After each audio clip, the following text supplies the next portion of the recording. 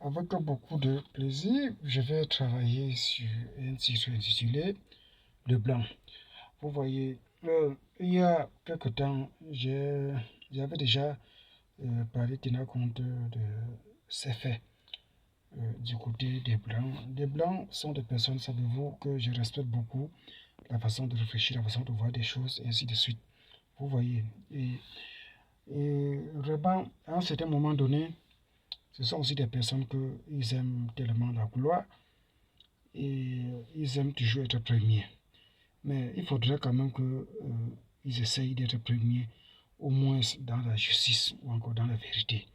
Vous voyez, ce sont mes chers amis, je tiens tellement à eux. J'ai remarqué sur certains de ces classements sportifs, ils ont donné des mérites, parlant même de la légende Bruce Lee, disant qu'il faisait un peu des combats de rue. Il n'était pas complètement pro pour les histoires, soit du ring de boxe ou encore autre atout, des méthodes compétitives en art martial ou des méthodes de démonstration, des rings et ainsi de suite, vous voyez.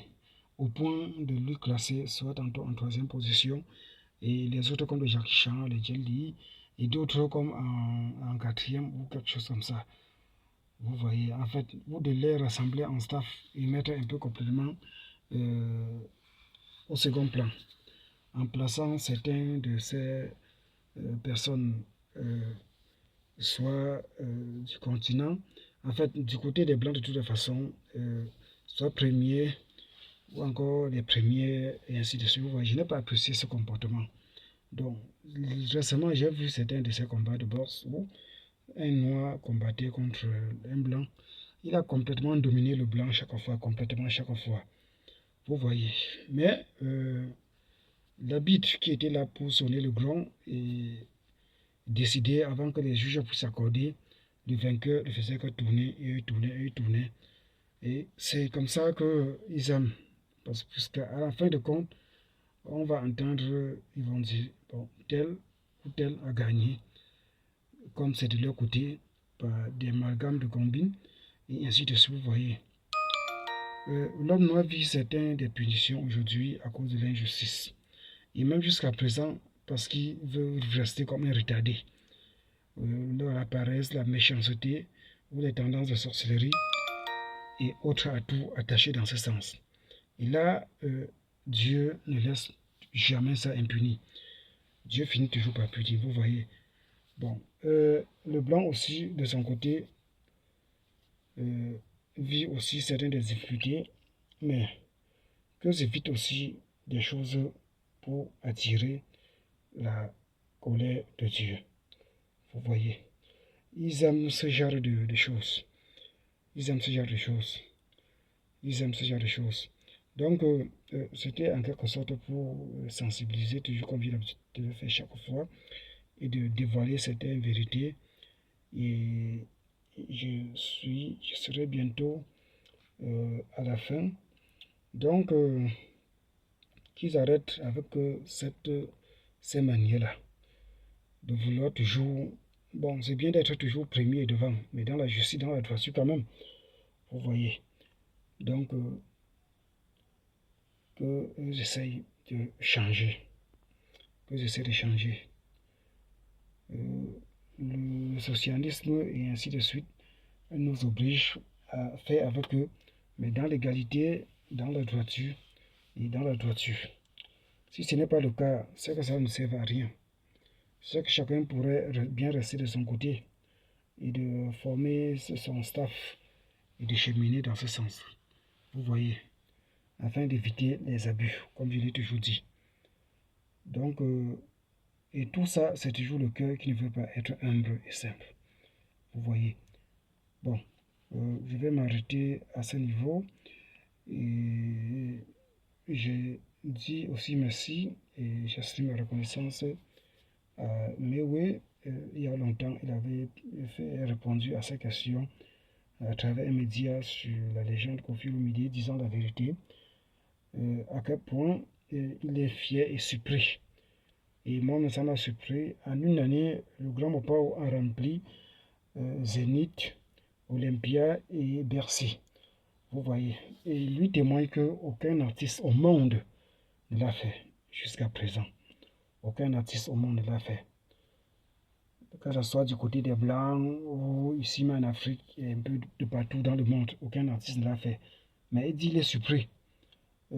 Et personne n'en parle pour le féliciter et de reconnaître. Vous voyez. Il dit qu'il est surpris. Et il parlait afin de sensibiliser. Et j'ai fait une vidéo dessus pour nous faire comprendre. C'est à nous de valoriser nos artistes et de dire la vérité. Au point où même le blanc lui-même doit aussi comprendre. Vous voyez. Et moi, j'ai apprécié qu'au fil du midi, j'ai fait une vidéo pour exprimer ma reconnaissance envers ses mérites. Comme disait apôtre Paul, quand des gens font des choses qui sont bien, il faut les louer. Et comme je sais, on ne va pas tout attendre que quelqu'un meure pour apporter des appréciations, ainsi de suite. Je préfère être direct et de le faire du vivant de la personne. Vous voyez.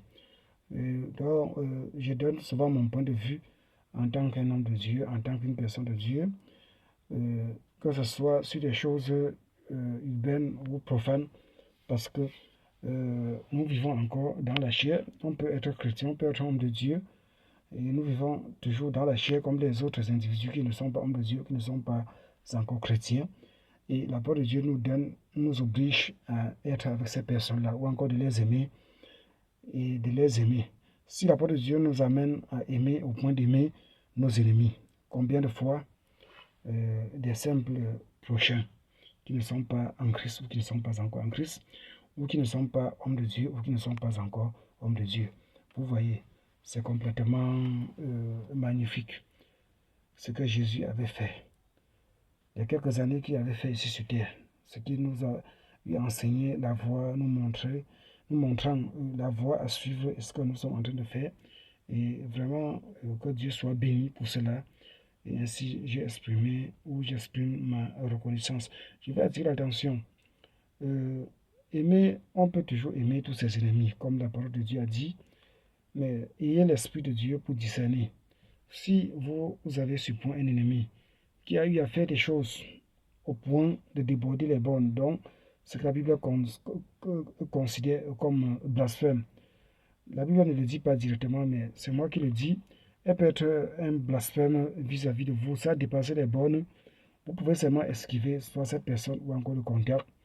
Mais de point garder cette personne rancune dans votre cœur, afin que cela exprime l'amour, comme il est écrit, pour cette personne. Mais cette personne ne serait jamais épargnée de la colère de Dieu. Vous voyez. Même devant Dieu, la faute de cette personne demeure toujours un blasphème, comme ça demeure devant de vous qui est enfant de Dieu, qui est spirituel, ayant l'esprit de Dieu pour juger, et sans toutefois contredire l'écriture comme il est écrit, ou ceux qui sont spirituels jugent tout et ne jugez par personne, ou encore, il y a encore écrit, ne jugez point de peur comme vous soyez jugés. Ça, c'est pour des personnes qui sont encore en chemin, qui ne sont même pas affirmées. Vous voyez, ou encore ne condamnez pas de peur comme vous ne soyez condamnés. Ça, ce sont encore des personnes qui ont encore les liens du péché, ils ne sont pas encore détachés.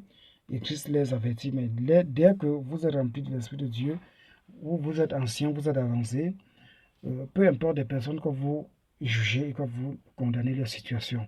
Ainsi, vous condamnez leur situation ou encore et avec eux-mêmes, étant spirituels et par le Saint-Esprit de Dieu, et vous aurez encore une fois de plus servi Dieu. Par le même Saint-Esprit que vous ayez, c'est ce même Saint-Esprit qui est Dieu, qui est dans les cieux, dont nous ne pouvions comprendre pas comment il peut être ici et être dans les cieux en même temps.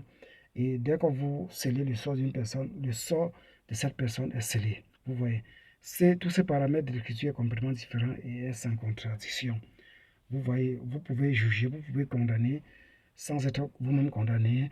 Ceux qui sont encore en chemin, comme Dieu le dit, peut ne pas juger, encore peut ne pas condamner, de peur que ne soient jugés un jour ou encore être condamnés. Vous voyez. Bon, donc, je vais poursuivre. Donc, au sujet du blasphème, il y a maintenant des personnes, parce qu'il y a deux types de blasphème. Celui dont je viens d'expliquer, et d'autres dont blasphémer contre le Saint-Esprit ne vous serez jamais pardonné. Quand vous vous repentez ou quand vous ne vous repentez pas. Mais s'il y a des blasphèmes contre un enfant de Dieu, contre le fait d'attaquer un enfant de Dieu à ce point où ça a débordé. Devant Dieu, si tu es un blasphème, elle peut être pardonnée. Vous voyez. Et je ne vois pas comment cela peut être pardonné sans que vous ne vous retourniez vers cette personne pour demander pardon, pour arranger. Moi, je ne vois pas. Donc, ce n'est pas facile. Les affaires de Dieu, il faut aimer les affaires de Dieu, il faut aimer la parole de Dieu, il faut aimer Dieu. Et vous aurez à prendre soin en toutes circonstances en ce qui concerne ces choses pour traiter, pour le servir dans ce sens, et pour le traiter de manière complète, de manière minimale, maximale et de manière parfaite, comme il faut. Vous voyez. Donc, les choses de Dieu, ce n'est pas un beau matin, on ne sait pas encore brosser, on n'a pas encore lavé le visage, on rassemble, on prend, on fait ci, on fait ça, on fait non, ça ne marche pas. Vous voyez, il faut le prendre étant complètement conscient. Vous voyez. Donc, je tends vers la fin. Et d'une part, que c'était pour exprimer ma reconnaissance à Mewe, l'artiste. Vous voyez, comme je disais, étant dans la chair, nous sommes aussi appelés à aimer ces prochaines qui sont aussi encore dans la chair, même si certains d'entre eux servent encore le diable.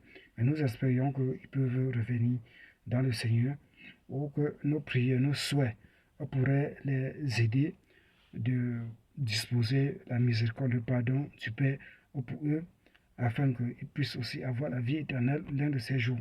Ça pourrait très bien être possible qu'ils aient cette vie éternelle sans passer par le baptême d'eau ou une confession, une repentance appropriée ou quelque chose de la sorte. Avec Dieu, tout est possible comme il est écrit. Et je suis à la fin. Et soyez bénis. Et c'était pour, d'une part, évangéliser les hommes blancs. Et peu importe qu'ici, il se prend l'appui sur Romains chapitre 13, 1 à 2, pour décréter même des lois, pour dire sur tel point, la Bible interdit, peut-être comme certains de ces endroits en Europe ou encore en France, ainsi de suite. Vous voyez, l'homme de Dieu, par la puissance, par la force de Dieu, dit la vérité sur toute la planète Terre ou encore sur tous les humains sur la Terre. Vous voyez, puisque c'est eux que Dieu utilise même pour dédier des lois et pour exprimer des lois. Et même toutes ces Bibles a été utilisées par des hommes de Dieu pour exprimer les dédiés là. Vous voyez, j'appelle autant pour moi cette deuxième Bible. Parce que la Bible elle-même, dont Dieu avait parlé, Dieu s'était adressé, était calé à quelque part là-bas en Orient ou en Asie où Dieu inspirait apôtre Paul. C'était calé là dans l'atmosphère. Et c'est toujours là. Certains de ces passages où ça s'est accompli, les ondes de ces paroles de Dieu, de cette inspiration pensive de Dieu, s'évaporent et disparaissent, ou encore de retourner chez Dieu. Mais ce qui ne s'est pas encore réalisé, cette parole est là. Le temps va arriver, à travers l'atmosphère, ça va s'accomplir, ça va se réaliser. Elles ne sont pas dans la Bible. La Bible n'est que le réflexe de ça, ou encore le témoignage de ça, ou encore l'indication. Vous voyez, c'est ça raison qu'on peut dire, d'une part, c'est la parole de Dieu, d'une part, elle ne l'est pas. Vous voyez. De manière littérale, on ne peut pas dire à quelqu'un qui est intelligent qu'elle est. Vous voyez, mais de manière explicite ou pensif, on peut dire à quelqu'un qu'elle est. Et cela reste vérité. C'est pour ça qu'il dit qu'il y a des choses qui répondent en même temps oui et non. Et si vous ne faites pas attention, il y a certaines des phases, des choses qui répondent en même temps vrai et faux. Vous voyez. Donc, merci pour l'attention et soyez bénis et soyez bénis.